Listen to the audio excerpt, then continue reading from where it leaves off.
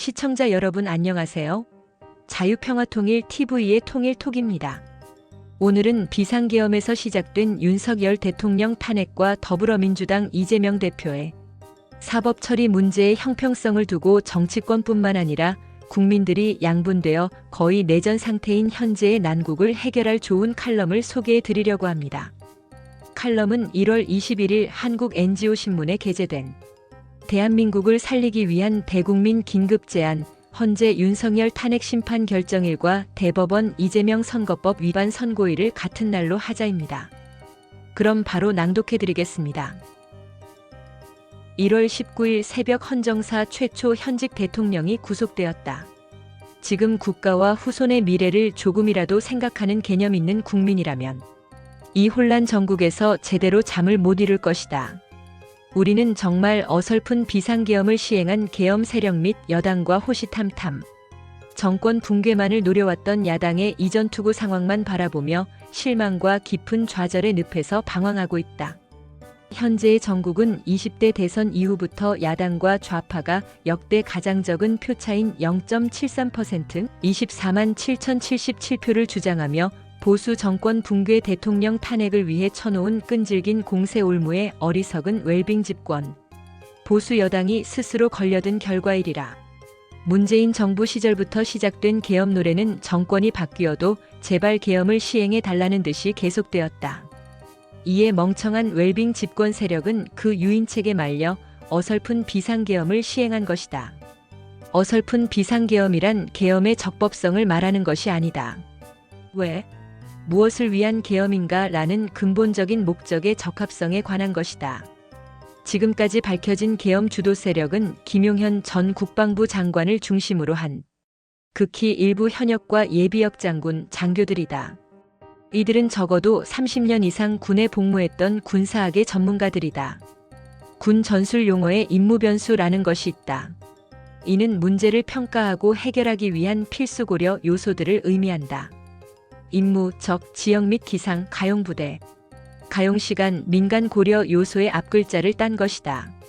이번 비상계엄을 이 고려 요소에 적용해보자. 무엇을 위한 계엄인가? 계엄 세력이 설정한 적의 상황은 어떠한가? 동원할 수 있는 계엄 세력은 어느 정도인가?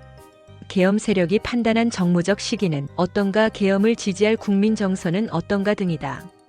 계엄을 통해 이뤄야 할 임무와 동원된 계엄 세력, 계엄 발령 당시의 정무적 시기, 현 정권의 지지도 등을 고려해 볼 때 군 생활 30년 이상한 고위 장성이 아닌 초급 장교라도 비상계엄을 시행할 어떤 이유도 찾기 어렵다.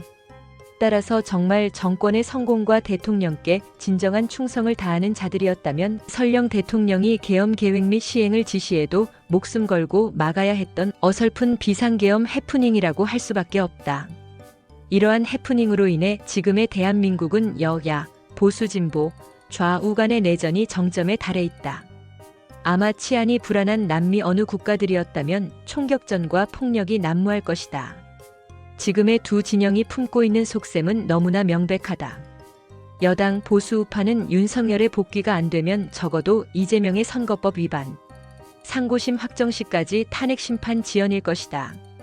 야당 진보좌파는 이재명 선거법 위반 상고심 선고 전 윤석열 탄핵 및 조기 대선일 것이다.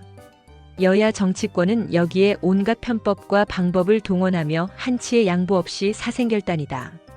양 진영으로 나뉜 국민 여론도 마찬가지다. 따라서 어느 쪽으로 결론이 나면 진영 간 균열은 깊어질 것이고 충돌의 정도 또한 더 격해질 것이다. 윤석열 대통령이 복귀해도 이재명 대표가 집권해도 집권 기간 내 혼란의 소용돌이에서 벗어나지 못할 것이다. 그 누구도 그 어떤 기관도 이 혼란 전국을 공정하게 관리하며 해결하지 못할 것이다. 특히 지금의 우리 사회에서 윤석열 대통령과 이재명 대표의 비중을 보면 더욱 그렇다.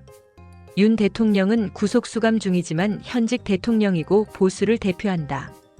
그리고 이재명 대표는 거대 야당의 절대 권력을 장악하고 여의도 대통령이라 불릴 정도로 가장 유력한 미래의 권력이기 때문이다.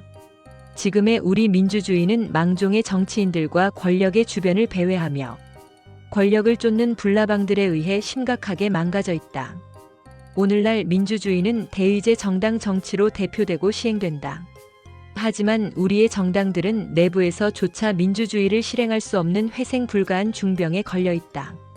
따라서 필자는 개념 있는 국민의 엄중한 감시하에 여야 정당과 헌재와 사법부인 국가기관이 합의해 자유대한민국과 후손의 미래를 위해 지금의 난국을 해결할 한 가지 해법을 제시한다. 헌법재판소에서 결정하는 윤석열 대통령 탄핵 심판 결정일과 대법원에서 선고하는 이재명 대표의 선거법 위반 선고일을 같은 날로 하는 것이다. 헌재가 헌법 제38조가 정한 180일 심판 기간을 준수하고 법원이 공직선거법 제270조 선거범 재판 기간인 633원칙을 준수하면 2심 90일, 3심 90일 합계 180일로 거의 기간이 맞다. 공정한 절차와 결과 그리고 이에 대한 모두의 승복을 위해 당사자들이 지키고 행해야 할 수칙이 있다. 먼저 윤 대통령과 이 대표가 지켜야 할 수칙이다. 2년 넘게 국정을 책임졌던 대통령으로서 국민께 최소한의 도리를 다하는 차원에서 헌재 심의에 성실히 임해야 한다.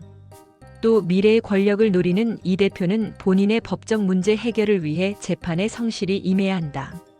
국가와 개념 있는 국민을 더 이상 갈라치고 괴롭히지 말라. 둘째, 헌재와 사법부가 지켜야 할 수칙이다. 그 어떤 정파에도 치우치지 말고 오직 구국의 심정으로 재판관 각자에게 주어진 법과 양심에 따른 판결로 이 문제를 해결해야 한다. 재판관에게 주어진 양심은 자연인 재판관의 양심이 아니라 공인 재판관의 양심으로서 좌우, 진보와 보수 어느 쪽에서도 납득할 수 있는 상식적 차원의 보편적 양심으로 판결해야 한다. 그래야 그나마 그 판결에 승복하는 국민이 많을 것이다. 셋째, 머리는 있지만 생각이 없는 불쌍한 현 정치권이 지켜야 할 수칙이다. 잠시 당신들 앞에 놓여진 권력의 유혹에서 물러나 당신들이 툭하면 내뱉는 국민 여러분을 생각해달라. 이 추운 날씨에도 당신들의 선동에 거리로 내몰린 국민이 불쌍하지도 않나. 따라서 필자가 제안한 해법의 합의 후 문서로 만들고 어떤 결과가 나오더라도 지켜달라. 끝으로 개념 있는 국민들이 지켜야 할 수칙이다. 왜 우리가 정치배들의 볼모와 희생제물이 되어야 하는가? 그것은 국민 누구나 민주주의라는 단어를 쉽게 말하지만 정확히 민주주의가 무엇인지, 민주주의는 어떻게 지켜지고 성장하는지를 체계적으로 배울 기회를 갖지 못해 일어나는 슬픈 결과라 생각한다. 이번 혼란 전국에서 우리는 현재의 우리나라, 미래의 우리나라를 위해 진정한 이 나라의 주인으로서 깊은 성찰로 개념 있는 국민으로 거듭나야 함을 배워야 할 것이다. 따라서 어떤 사법적 결과에도 우리나라 민주주의를 위해 깨끗이 승복하는 국민의식을 성장시켜야 한다. 참으로 순진하고 요원한 생각 같지만 다른 묘책이 있을까 싶다. 따라서 감히 이 제안을 거부 및 반대하는 세력과 우두머리가 바로 지금의 혼란 전국을 틈타 오직 권력만을 탐하는 반민족, 반국가, 반국민 세력이요. 그 우두머리가 아닐까 생각한다. 시청해주셔서 감사합니다. 구독, 좋아요 부탁드립니다. 자유평화통일TV의 통일톡이었습니다.